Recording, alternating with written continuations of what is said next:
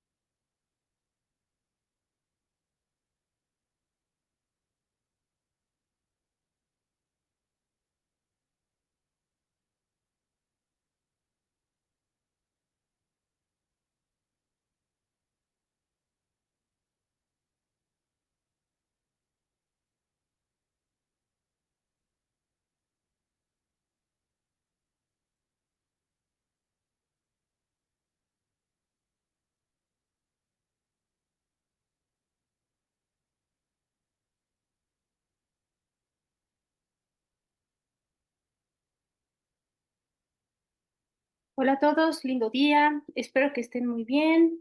Me parece que ya nos vemos bien ahí en Facebook, en las redes. Me da gusto saludarlos.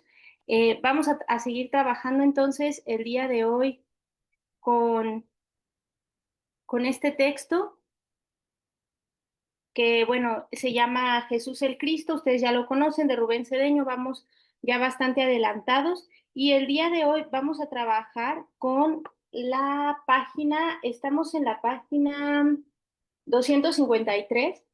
Y bueno, no sé si recuerdan que la charla pasada estábamos trabajando con esta idea del perdón, de lo que el Maestro Jesús explicaba sobre el perdón, con esta interpretación de Rubén Cedeño.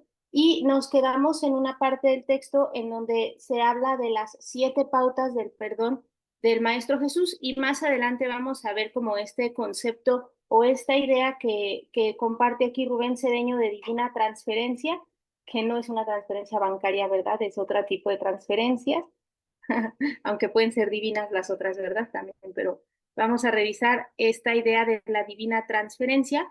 Antes vamos a revisar esta cuestión de cuáles son las pautas del perdón, digamos, pautas en el sentido de, pues para que realmente estemos sintonizados en esta idea de perdonar, pues hay que como corroborar que estamos cumpliendo con estas pautas, ¿no? Como con estos puntos.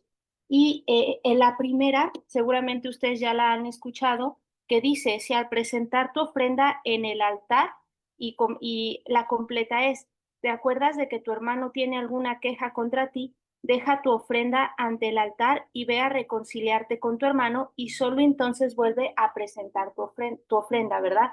Creo que esa idea la tenemos pues presente, tal vez no muy bien trabajada, pero sí presente en donde sabemos que no debería de existir como esta cuestión, digamos, incoherente o hipócrita, en donde pues sí participo de ritos, ¿verdad? O quiero eh, estar en contacto con mi Cristo interno, pero no me doy cuenta que necesito arreglar en el mundo físico algunas de mis relaciones. Entonces, no podemos obviar, ¿verdad? Esas situaciones, ¿no? No podemos obviar el que tenemos que mantenernos en paz. Ya saben ustedes que en esas situaciones no hay necesidad como de ver a la persona físicamente si no es necesario, ¿verdad? Es simplemente trabajar, puede ser trabajar el perdón internamente, si puedes hacerlo físicamente, ¿no? Y arreglar la situación, hablar con la persona, eso es genial, pero sobre todo saber que uno tendría que estar en paz con las personas. Si bien no, a lo mejor no vas a compartir con algunas con las que a lo mejor hayas tenido alguna situación, por lo menos sí puedes permanecer neutral, ¿no? Neutral y no estar, digamos, desde el punto de vista negativo, ¿verdad? Generando odio o generando alguna discordia con algún ser, porque bueno, eso no lleva a nada bueno. Y cuando uno decide hacer esto, entonces vienen los siguientes puntos que ustedes ven ahí abajo. El punto número 2 dice, trata de llegar enseguida a un acuerdo con tu adversario mientras vas caminando con él, ¿verdad? Entonces, eso es interesante.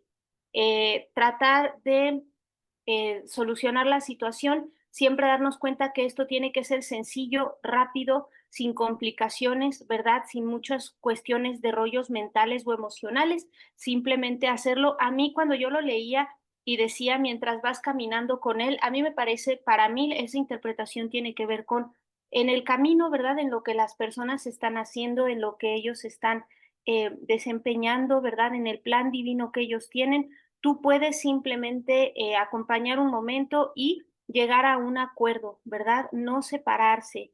Y creo que después cuando viene el número 3 te explica cómo hacer esto, porque mucha gente dice, oye, pero si no estoy en completo acuerdo, ¿cuál es la actitud que debería de tomar? Y el número 3 dice que nunca hagas frente al que te hace mal, al contrario, si alguien te da una bofetada en la mejilla derecha, preséntale también la otra. Entonces, ustedes saben que esta idea tiene que ver con el hecho de no responder con mal a alguna situación con mal. Y lo habíamos platicado, ¿verdad? No tiene que ver con no hacer lo que te corresponde en el mundo físico si así lo tienes que hacer, sino que la situación interna no te lleve a una cuestión de venganza o te lleve a una cuestión de sí querer hacerle mal a esa otra persona. Justo acaba de escuchar en una charla en donde la persona que le estaba comunicando compartía que no es tan importante para la jerarquía la acción que haces, sino si es una acción egoísta o no egoísta. Si es una acción, parece que es buena, pero con el tinte del egoísmo, pues no sirve de mucho, ¿no? Y así hemos visto muchas acciones. Hay gente que pues sí que quiere perdonar, no hermanarse con el otro, pero en realidad en el interior no está siendo así, no está siendo transparente. Entonces, pues se vuelve una acción egoísta, ¿no? Es solamente estoy pensando en mí, pero en realidad no estoy siendo honesto ni transparente con la otra persona. También piénselo en un montón de formas, ¿no? No sé, en las donaciones, etcétera. Si yo dono para ser reconocido, si yo dono para, si yo hago un servicio para que me aplaudan o para que quieran estar conmigo, pues obviamente ahí yo no estoy haciendo una acción no egoísta, ¿no? Sí estoy buscando que me volteen a ver, que me aplaudan, etcétera. Y pues ahí habría que ver pues qué va a traer de vuelta el karma. Sin embargo, cada vez que a nosotros nos traiga algo la vida, que a lo mejor no estemos muy de acuerdo, que sintamos que nos está haciendo mal, lo que nos recomienda aquí el maestro es no resistir al mal, es decir, no contestar con la misma negatividad, porque eso va a generar algo más grande, y pues en algún momento va a volver a nosotros como a buscarnos, ¿no? Y por eso el número 4 dice, es preferible la misericordia que los sacrificios. Si quieren ver un ejemplo de esto que es interesante, hay una película que se llama El Mercader de Venecia. En El Mercader de Venecia aparece la historia de un mercader que está siendo juzgado por haber prestado dinero y bla, bla, y tienen toda una situación legal, y va a aparecer Lady Porcia, que Lady Porcia es como la diosa de la oportunidad, ¿no? Y ella va a llegar como toda, va a llevar como toda esta situación del juicio, y le va a pedir al adversario que perdone. Le dice, mira, sé prudente y perdona. Sí, pasó esto, pasó el otro, te debe dinero, te dijo tal cosa, pero mira, es mejor que perdones, porque si perdonas, a él le damos la oportunidad de tal y tal cosa, y esta persona se niega a perdonar, y como consecuencia, cuando se aplica la justicia o la ley como tal, resulta que a él le va peor, ¿saben? Él, después de todo un discurso que da Porcia, que así literalmente se llama en la película, en el personaje del libro de Shakespeare, a él le va a ir peor, y lo que él pensaba que estaba haciendo y que se estaba vengando y que le estaba dando una lección a una persona, por ley se le regresa en ese mismo momento. Entonces, si ustedes lo piensan, es preferible la misericordia al sacrificio. La misericordia no es una ley de este mundo. La misericordia es una ley que viene de otro planeta, viene de otro sistema, pero que los maestros introducen en este planeta. ¿Por qué? Porque la misericordia tiene que ver con que tú puedas tener a tu disposición todo aquel buen karma que has generado en vidas pasadas, incluso en esta vida, que a lo mejor no tendría por qué regresar a ti ahora, ¿no? O estar disponible a ti ahora, pero que por misericordia va a aplicar y va a descender sobre ti y va a ayudarte a eliminar algún obstáculo para poder seguir adelante. Por eso, si ustedes se dan cuenta, pues hay toda una coronilla de la misericordia, y la gente la reza a las 3 de la tarde, ¿no? Y dice, ten misericordia de nosotros y del mundo entero. Dice, ¿no? Padre eterno, y viene toda esa parte, ¿no? De, te ofrezco el cuerpo y la sangre, el alma y la divinidad de tu Hijo, nuestro Señor Jesucristo. Y lo que hacemos ahí, pues es como invocar esta ley de la misericordia, que no es lo mismo que la gracia, ¿no? La gracia se da a la persona aunque no la merezca. La gracia, aunque tú no la merezcas, por gracia se otorga un ajuste en el karma, un ajuste en las oportunidades para que puedas hacer uso de ellas, ¿no? Entonces, nosotros siempre tenemos que apelar tanto a la gracia como a la misericordia, pero pues uno tiene que también ser misericordioso, ¿verdad? Cuando estemos viendo que alguien ha cometido un error, con que a lo mejor nos ha dañado según nosotros, ¿verdad? Que eso es todo un discurso el pensar que alguien te daña también, pero ser misericordioso también es permitir que aquello que esa persona ha hecho de bueno, etcétera, pues llegue hacia él y sea perdonado y tenga una buena oportunidad. Y a veces tú eres el canal para que eso suceda. Y por eso en el número 5 dice, perdona las ofensas del hermano hasta 70 veces 7. Por lo tanto, otro de los parámetros del perdón tiene que ver con saber que durante esta época que nosotros estamos trabajando en este planeta, en esta escuela de perdón, en esta escuela de redención, pues la prueba es hacer esto pues perpetuamente, ¿no? Demostrar que tú puedes perdonar una vez, otra vez, otra vez, otra vez, sin cansarte, sin enojarte con la vida, sin resentirte con la vida y decir, no, yo ya no vuelvo a hacer esto, la gente siempre es igual, no sé qué. Como que la oportunidad es que tú no te resientas y que tú lo sigas como repitiendo, repitiendo, repitiendo, repitiendo, y finalmente de tanto repetir, pues te hagas un maestro del perdón, en donde cada vez lo hagas más fácil, más rápido, sin tanto tema, y que siempre lo hagas apelando a una ley superior, ¿no? Que no lo hagas de una manera mecánica, sino que tú comprendas cuáles son las leyes que se están moviendo o cuál es la razón por la cual está pasando eso en tu vida y puedas perdonar. Y en el número 6, que es la última parte, se dice, el Maestro Jesús diría, yo te perdoné a ti aquella deuda porque me la suplicaste. Asimismo, debes tú también compadecerte de tu compañero del mismo modo que me compadecí de ti. Entonces ya saben que ahí viene toda esta parte, ¿verdad? De trata a los demás como te gustaría ser tratado. Y pues ustedes saben que al contrario de la venganza, que como hemos dicho, la venganza es dulce porque no requiere de trabajo interno, ¿no? La venganza es dulce porque es muy fácil vengarse, es muy fácil ponerse en la postura de, ah, pues tú me hiciste, entonces yo te lo voy a regresar. Eso es el movimiento más común, es el movimiento más sencillo que hace la personalidad, es para el que tiene más fuerza, pero esto otro que tiene que ver con la misericordia, el perdón, con permitir que otras leyes superiores apliquen, requiere de un trabajo mucho más interno, ¿no? En donde tú pues seas también un vehículo de transmutación en todas esas situaciones.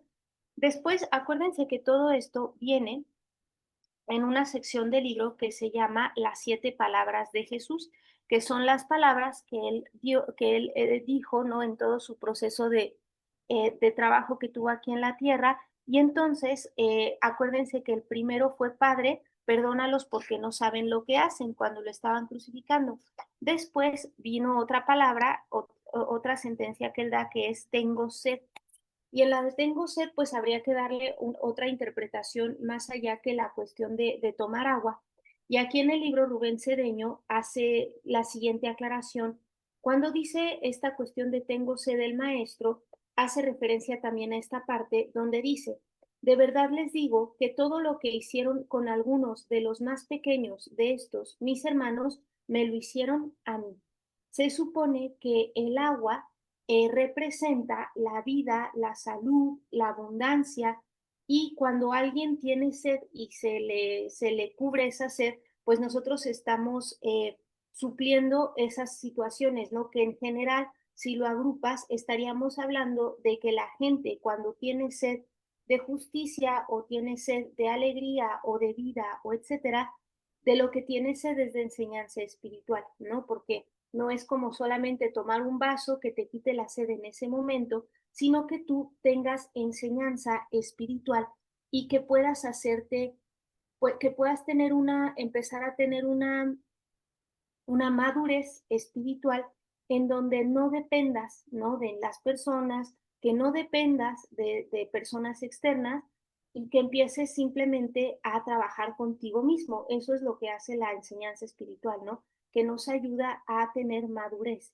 a dejar algunas actitudes infantiles del ego en donde siempre estoy buscando que algo se presente ante mí y me saque de todas las situaciones cuando yo tengo que aprender a trabajar eso en mi interior, ¿no?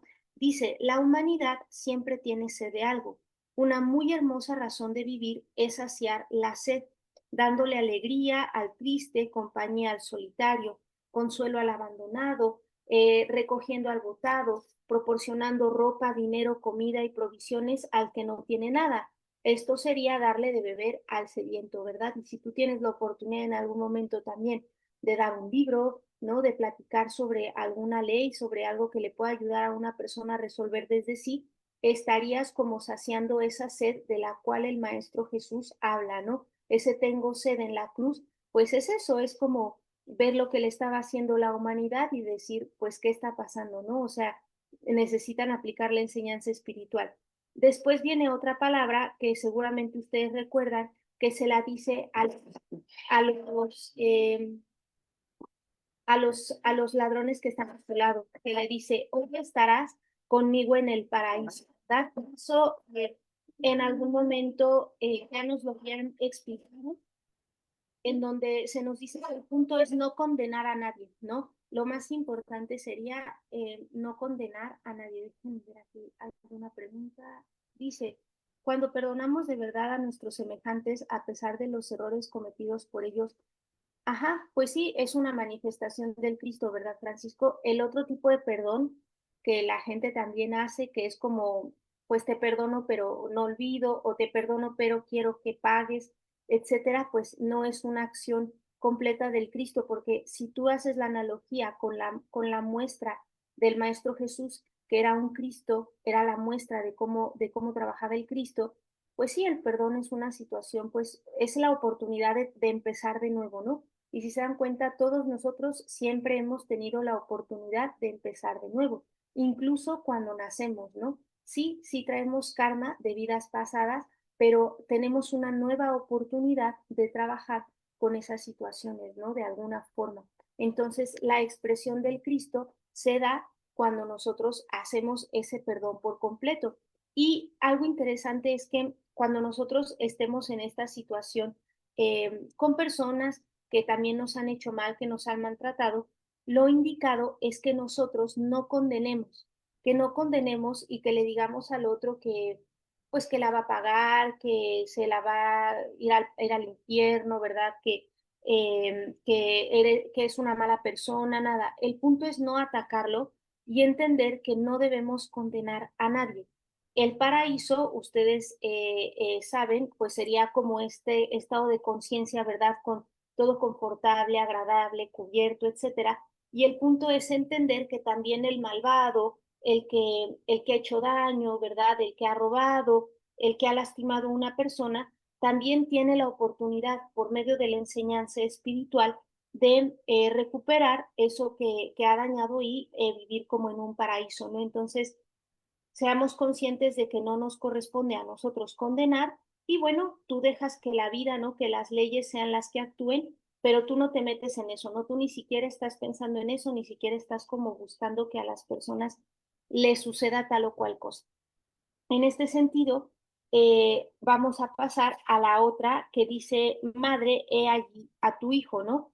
Y esto es interesante porque, si se acuerdan, el Maestro Jesús, al estar en el Calvario, estar crucificado, él observa a la Madre María y se da cuenta que, bueno, que ahora la Madre María se va a quedar sin el hijo físico, que es él, y entonces voltea a ver a Juan el Amado y le dice, mira, ahí está tu madre, y a la Madre María le dice, mira, ahí está tu hijo. Y se explica en esta parte de la enseñanza que eso quiere decir que la Madre María se convierte como en la Madre Divina Cósmica de todos, ¿no? Y que todos nosotros tenemos que aprender a reconocer que la figura de la Madre es la Madre Divina Cósmica para todos, que tú tienes un representante en este planeta que es tu madre a nivel físico, pero que finalmente la Madre Divina Cósmica pues es aquel ser que es la madre de absolutamente todos, ¿no?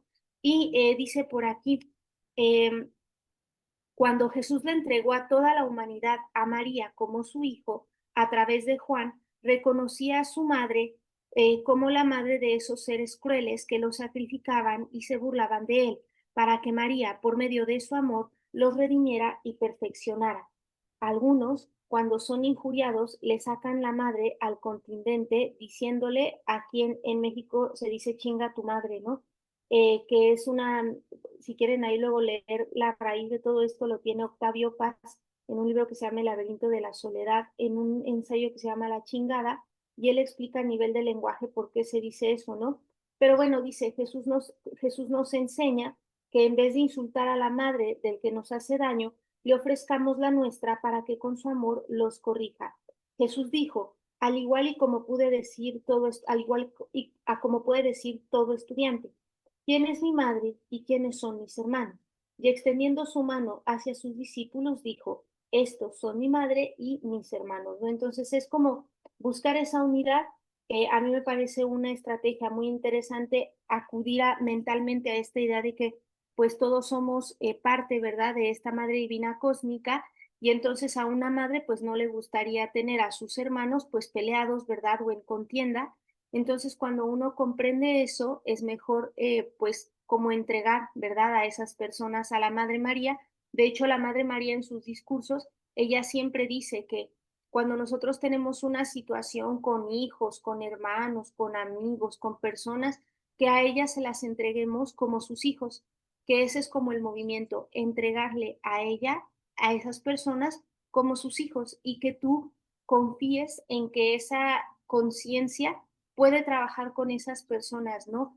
A través de la enseñanza espiritual, porque pues, ¿qué haría una madre con sus hijos? Tratar de corregirlos, de enmendarlos, de ponerlos en el buen camino, ¿no?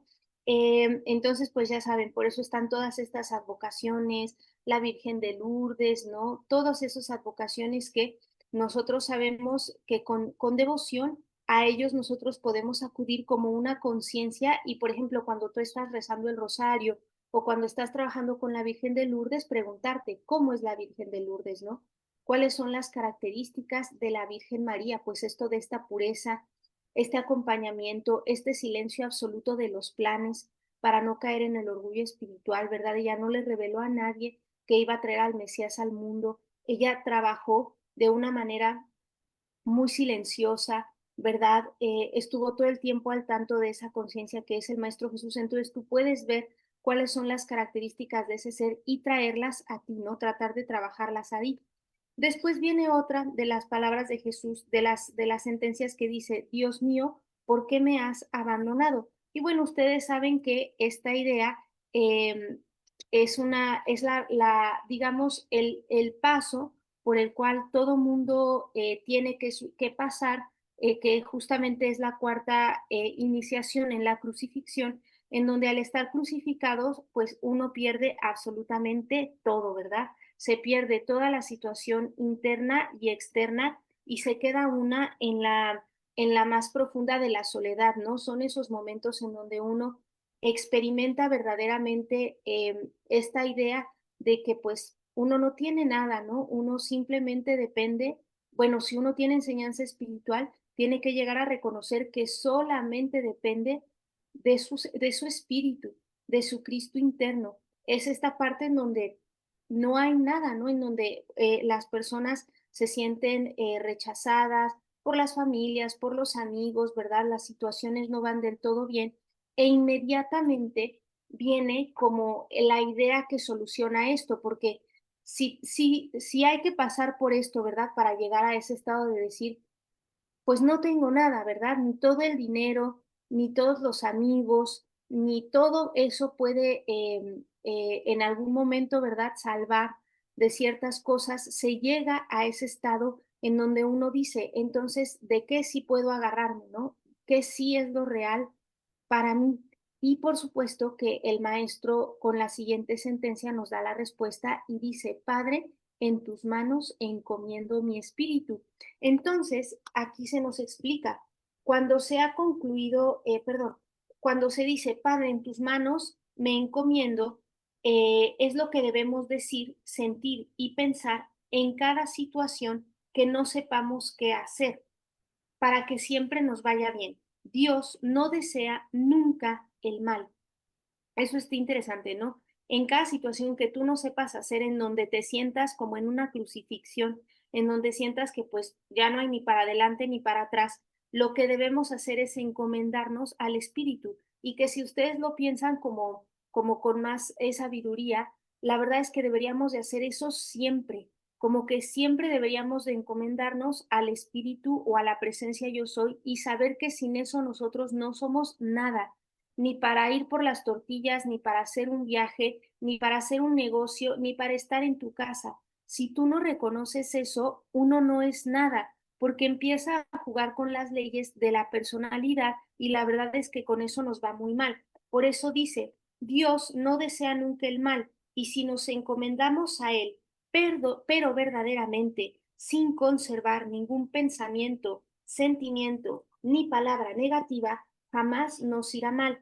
Por eso, muchas veces ustedes escuchan que una de las formas de resolver las situaciones que mucha gente hace es soltar, ¿no? Dice, bueno, yo quiero soltar estas cosas, pero no significa soltar de no me importa, sino de soltarlas de tu personalidad para permitir que algo superior en ti, que tiene otra inteligencia, que tiene otro punto de vista, que conoce tu trayectoria, tanto planetaria como cósmica, actúe. Y eso es tu espíritu, ¿sabes? Esa es tu presencia yo soy que actúa a través del Cristo. Por eso dice, siempre hay que encomendarse en manos del Padre. Cuando el abandono, la condenación, la sed, la soledad y la desesperación por la injusticia llegan, no hay que darles poder, no hay que poner la mente en eso ni dejarse envolver. La única forma de solucionarlo es diciendo, Padre, en tus manos encomiendo mi espíritu. Ese es el decreto. Padre, en tus manos encomiendo mi espíritu. O puedes decir, el Señor es mi pastor, nada me falta. O hay gente que dice, yo soy, es mi pastor, nada me falta. Y reconoces a la presencia yo soy. Entonces dice, esto, cuando nosotros hacemos esto, estamos ante la perfecta liberación, entregándole todo al Padre, porque como Dios solo tiene bien, hacer esto es negar la personalidad llena de sentimientos, quejas, abandonos, insultos, ultrajes y desesperación. Y esto es lo que se le conoce como la divina transferencia. La divina transferencia es entregárselo todo a lo superior, es entregárselo a la presencia yo soy, negando la personalidad que es la que sufre, la que queja, la que se abandona, la que es insultada o desesperada. Y dice el maestro que haciendo esto veremos milagros, ¿verdad? Entonces, a mí me pareció que para la charla de hoy, este era como la idea más importante porque estamos hablando de una actitud que debería de reinar en todo el tiempo, ¿no? Y si tú lo recuerdas como este concepto tan sencillo de divina transferencia, es como transferir aquello con lo que yo estoy lidiando a nivel de mi personalidad, que no entiendo, no conozco, no sé cómo funciona, nada, lo paso a una inteligencia mayor, ¿no? Y eso ya sería como empezar a tener vida del alma o del espíritu. Florence Scovel Shinn trabaja esto con decretos como yo soy cediendo esto al Cristo que hay en mí y marcho libre. Yo soy cediendo esto al Cristo que hay en mí y marcho libre.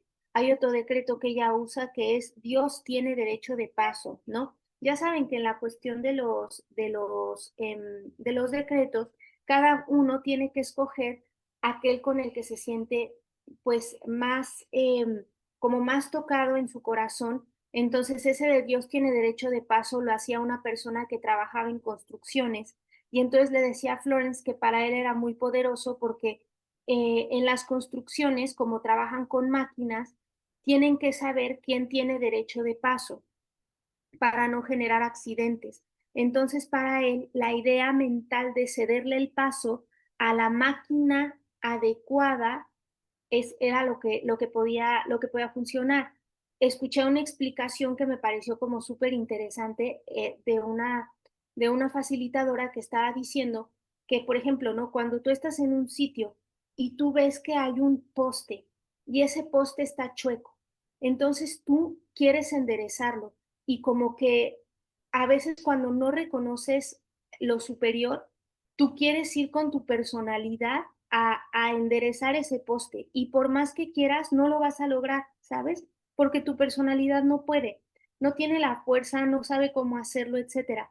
Pero cuando tú apelas a algo superior, comprendes que hay otras maneras y hay otras herramientas para hacerlo. Y es cuando a través de apelar a lo superior viene esa iluminación y esa sabiduría y sabes que, por ejemplo, una persona de Comisión Federal de Electricidad sí lo puede hacer y no tú. Entonces es como empezar a reconocer que, por ejemplo, si invocas a la presencia yo soy, va a haber una solución correcta para eso y que quien lo va a resolver es la presencia poniendo las herramientas que son como necesarias, ¿no? Para eso.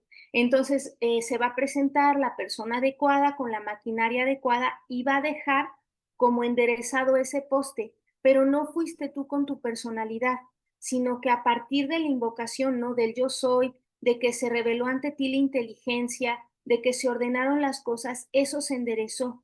Entonces hay veces que nosotros queremos hacer todo con la personalidad, ¿no? Decir, yo quiero que, no sé, a mí de pronto me preguntan, ¿qué decreto hago para que me paguen? Y yo les digo, mira, yo no te puedo decir qué cosa hacer y me parece que la metafísica no está hecha para que los demás hagan lo que tú quieras.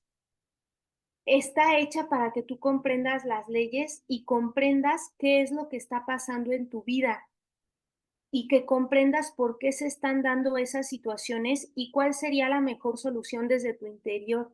Entonces, yo no te puedo andar dando decretos para que las personas hagan lo que tú quieras. Eso es magia. Eso es hacer magia hasta negra, ¿no? O sea, no es como que, yo voy a obligar al otro al que haga. No, porque si es desde ahí, tú te estás metiendo como con algo que no te corresponde. Me parece que la actitud correcta es, si aquí hay algo que se está incumpliendo, porque una persona no está pagando, etcétera, lo que tú tienes que hacer es verificarte, ¿no? Revisar qué pasa, si tú le debes a alguien y en vez de obligar al otro a hacer lo que tú crees que le toca hacer, tú tienes que ir al interior, trabajar con tu Cristo y sí, trabajar con decretos, etcétera, pero no en el sentido de obligar a alguien, sino en que se alineen las cosas en tu vida para que eso se resuelva. Por eso, por ejemplo, el trabajar así es una actitud errónea, porque cuando, por ejemplo, Florence Scovel Shinn nos dice, pues Dios te lo puede conceder todo, pero el punto es que tú quieras lo que Dios quiere para ti, la solución que Dios tiene para tu situación. No se trata de que tú vayas haciendo magia y obligando a la vida a hacer. Por eso Florence dice que cuando tú vas a trabajar con la ley de la manifestación, tú debes de permitir que el diseño divino surja desde tu espíritu, surja desde tu yo soy y que no sea algo que tú estés forzando. Por eso ella dice que cuando la gente le dice, dame un decreto para que esta persona se case conmigo, ella les dice, no, no es lo que tú tienes que hacer. Más bien tú tienes que pedir la selección divina y que si está en tu plan divino de perfección compartir, se manifieste la cuestión perfecta.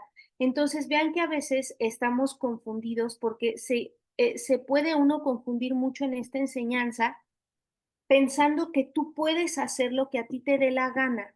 Y no es así. Lo correcto es revisar las leyes, ver cómo funcionan, entender qué es lo que se presenta en tu vida y cuál es la razón y trabajar con lo que tú puedes hacer.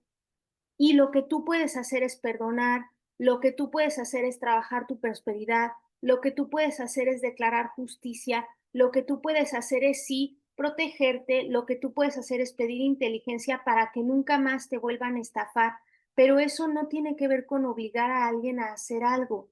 Entonces, bueno, no, yo le decía a esta persona, yo lo que haría es más bien replantearme la pregunta y perdón, y preguntarle a otra cosa. Por ejemplo, abrir un libro del Yo Soy y ver ahí qué te sale, pero con la pregunta correcta. La pregunta correcta es no es cómo le hago para que me paguen, sino qué es lo que está pasando en mí que la gente o que el suministro no está fluyendo de manera correcta, ¿no? Y qué está pasando en mí, que hay en mí ese gusanito de querer que los otros hagan lo que yo quiero y hacerme justicia por mi propia mano. La verdad es que ustedes saben, por ejemplo, en esta película del Mercader de Venecia, van a ver que el problema de este ser es que se hace justicia por su propia mano. Y nosotros no sabemos cómo hacer esos movimientos porque detrás de las acciones de las personas hay un montón de situaciones que tú no conoces y que solamente una inteligencia superior sabe lo que le corresponde a cada quien y cómo trabajarlo, ¿no? Y finalmente, para terminar con esta enseñanza, se habla de la última palabra, la séptima, que es el todo está consumado, ¿verdad? Que es lo último que dice el maestro. Y dice, cuando se ha concluido algo a cabalidad, sin que quede nada pendiente, uno deja todo en manos del Padre. Esto es interesante, ¿no? Porque diciendo como Jesús, todo está consumado. A mí me parece que lo interesante aquí es que tú ante todas las situaciones hagas lo que te corresponde. En el mundo físico, ¿no? Haz lo mejor que puedas tu trabajo. Lleva lo mejor que puedes ese asunto legal. Lleva lo mejor que puedes tu relación. Da lo mejor que puedes a los seres que están contigo. Haz tu aseo lo mejor que puedas. Habla con la persona con la que no estás de acuerdo lo mejor que puedas. Pídele perdón lo mejor que puedas.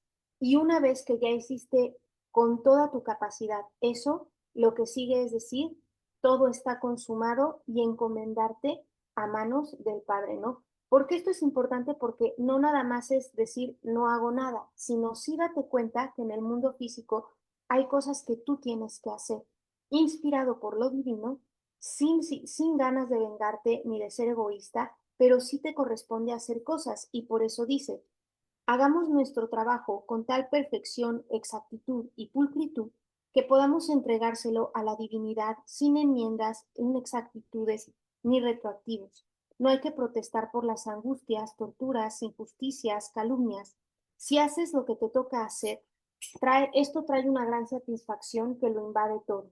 Trae paz al alma al decir, ya está hecho lo que tenía que hacer, así que ya me puedo marchar tranquilo.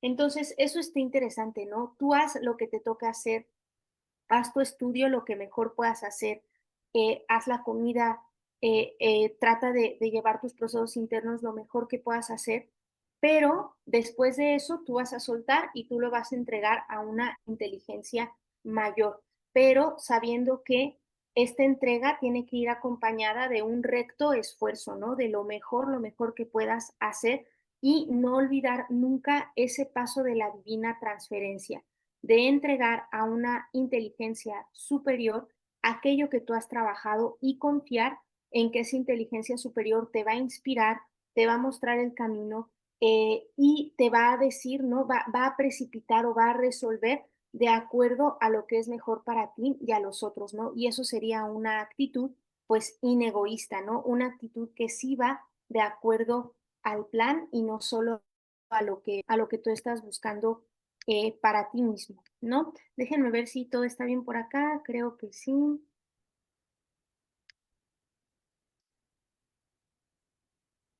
Déjenme ver si tenemos comentarios, creo que no, creo que todos estamos bien.